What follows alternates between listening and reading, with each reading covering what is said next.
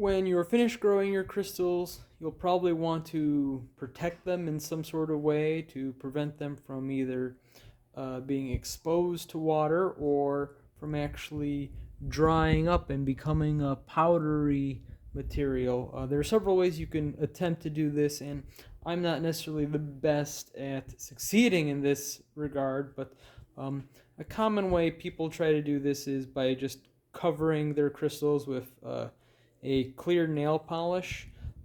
I've done that, and it lasts for a certain amount of time. It varies depending on what you're looking at, what crystal, and um, I don't actually get it to last forever though. So maybe a month, maybe a year, but at some point in time, usually the nail polish either has to be reapplied or it your crystal starts to dry out or degrade due to water exposure. Um, I have made these resins with crystals, and I think they last a little bit better if you're just like applying it like a paint on it, but that doesn't seem to necessarily be perfect either. One, I think over time the resins just naturally start to get a color themselves.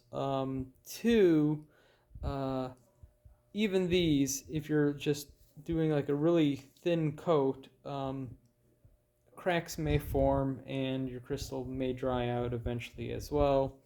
Um, One thing I have liked is using a clear coat of Rust-Oleum paint. That I have found works quite well.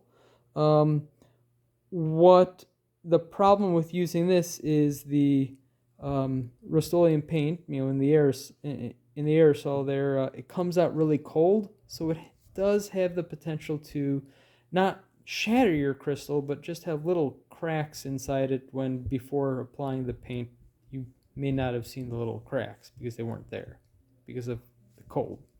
Um, but I really do like using that, just applying several coats of that to your finished crystal. Another option is not to seal your crystal, but instead put it in a container and add some mineral oil or baby oil to it, and that'll protect your crystal from the environment. Of course, that means your crystal is always in an oily solution. So